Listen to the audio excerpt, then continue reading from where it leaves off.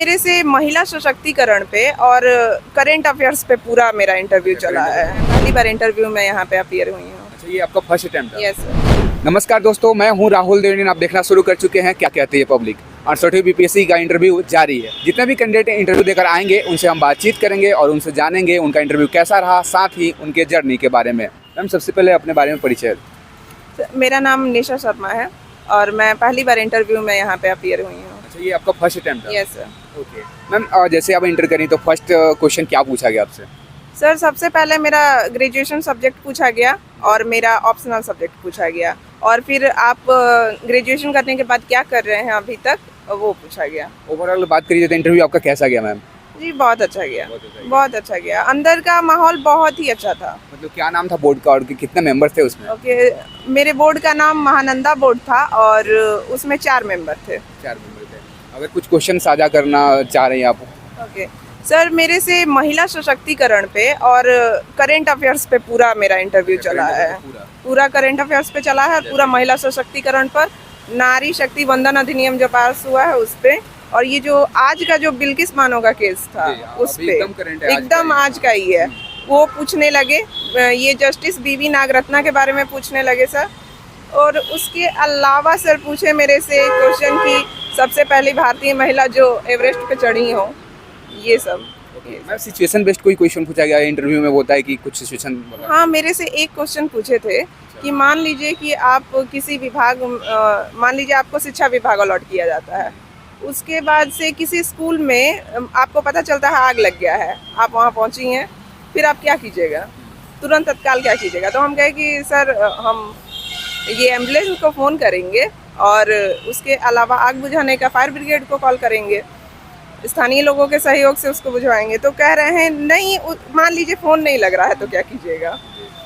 तो सर, तो उसके बाद से हम बोले कि सर हम किसी ना किसी वाहन से तो आए ही होंगे, उससे पहुंचाएंगे हॉस्पिटल। मैम, जैसे कि इंटरव्यू की बात होती है तो बहुत अलग माहौल बाहर चलती है, लेकिन अंदर के माहौल जैसे आप दे के आ रही हैं तो आप कैसा माहौल था? बहुत ही अच्छा माहौल है, एकदम जैसे लगता है कि वो आपसे बातचीत कर रहे हैं, कोई डराना नहीं है, कुछ नहीं है। मैम, स्ट्रेटेजी पे बात कर लेते हैं थोड़ी बहुत कि आपने यूपीएससी ही करना है, आपको कब ये सोचा, सॉरी बीपीएससी सिविल सर्विस में ही जाना है, कब सोचा आपने? सर, मेरा शुरुआत से ही रुझान रहा था इसमें, इस तरफ मेरा रुझान रहा था और मैंने ग्रेजुएशन के बाद इसका तैयारी शुरू किया। जैसे कि आप बता रही हैं फर्स्ट अटेम्प्ट में ही आप यहाँ तक पहुँची हैं, तो जैसे प्रीलिम्स मेरा फर्स्ट इंटरव्यू है। First interview? यस। ये अटेम्प्ट कौन सा? सर, ये मेरा तीसरा अटेम्प्ट है। ठीक है। जो नए बच्चे मैम आ रहे हैं इस सिविल सर्विस में, तो प्री के लिए क्या स्ट्रेटेजी अप्रोच अपनाए? प्री के लिए सर, प्री के लिए बस ये बोलना चाहते हैं कि अब जैसे 68 से तो चेंज हो गया है पैटर्न, तो आप एनसीईआरटी पे फोकस कीजिए और करंट अफेयर्स पे फोकस कीजिए। सबसे ज़रूरी है करंट अफेयर्स के, और प्रीवियस ईयर क्वेश्चन आप यूपीएससी के पैटर्न को भी देखते रहिए, क्योंकि अब जो है ऑप्शन जो है वो यूपीएससी के पैटर्न पे दे रहा है। कोई मैम बुक बताना चाहें आप, स्टैंडर्ड कोई बुक? स्टैंडर्ड बुक्स में तो सबको पता है कि स्पेक्ट्रम पढ़ना है और लक्ष्मीकांत पढ़ना है, उसके अलावा इकोनॉमी सबके लिए आप बजट, आर्थिक सर्वेक्षण देखते रहिए, यही सब। मैम, प्री के बाद आते हैं मेंस की बात है। मेंस के कुछ स्ट्रेटेजी आप बताएं जो आपने मैम खुद फॉलो किया हो और ये करना ही चाहिए। यस सर, सबसे पहले मैंने मेंस का स्ट्रेटजी में फॉलो किया है कि मैंने प्रीवियस ईयर क्वेश्चन को सबसे पहले एनालाइज किया, किस चैप्टर से कौन से क्वेश्चन पूछे जा रहे हैं और किससे कितने क्वेश्चन बन रहे हैं। तो उस हिसाब से मैंने ये देखा कि आर्ट एंड कल्चर से इतना क्वेश्चन, करंट अफेयर से इतना क्वेश्चन, और इसी टाइप का अप्रोच मैंने रखा और उसी से स्टैंडर्ड बुक्स तो बता ही चुके हैं और एनसीईआरटी बता ही चुके हैं। मैं जो उसके बाद इंटरव्यू की बात आती है तो इसके लिए क्या आपने मॉक लगाए? कितने लगाए? सर, मैंने मॉक दिया है 3। तो मॉक से कुछ बेनिफिट्स हुआ आपको?